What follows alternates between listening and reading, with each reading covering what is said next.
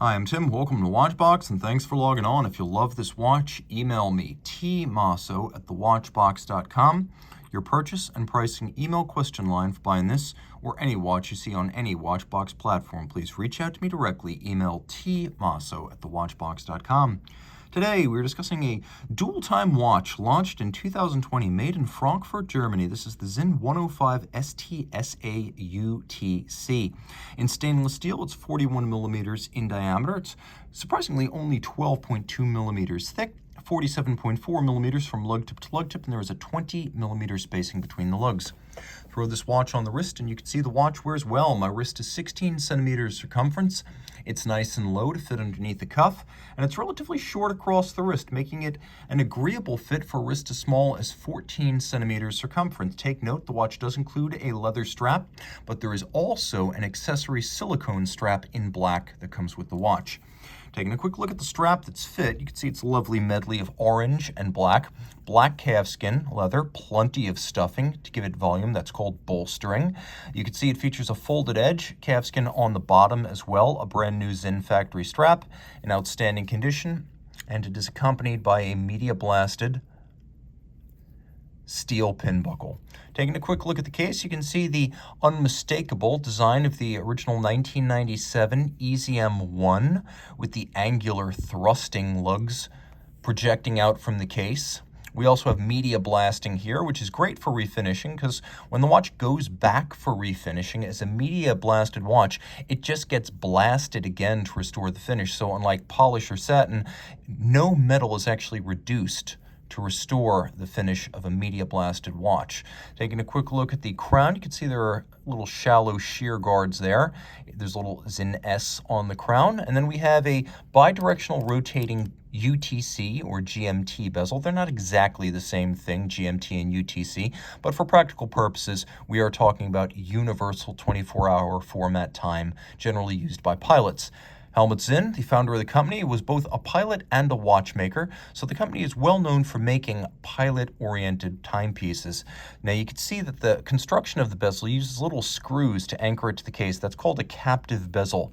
That is a system that is used to ensure that the bezel can't accidentally snap off if it's hit violently. Now we have a bidirectional bezel that can be used to temporarily calculate a third time zone. In general, the way to do this is to set the 24-hour independent hand, and I'll show you that in just a moment. Set that 24-hour hand to Greenwich Mean Time, and then you offset from your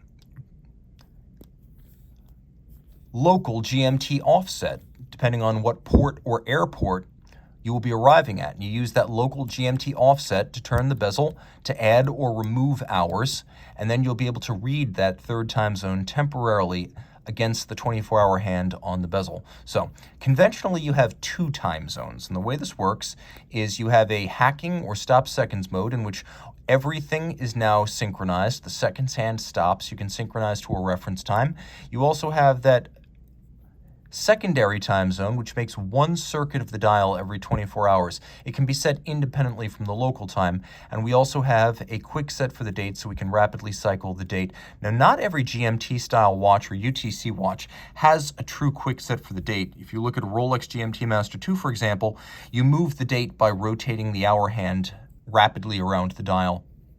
This movement is a Sellita SW330, which is Sellita's version of an ETA 2893. So it has both that 24-hour secondary time zone and a true date quick set. Now you can see it is in top grade and regulated in-house by Sinn. You know it's top grade because it's not certified as a chronometer, but it does have the splayed spoke balance. The base and elabore grade, they are a little bit more, they are going to use balances that have little baton-like stick spokes. So here, I'll show you what I mean when I say it's got a flared spoke balance wheel. You could see how those spokes splay out as they approach the rim.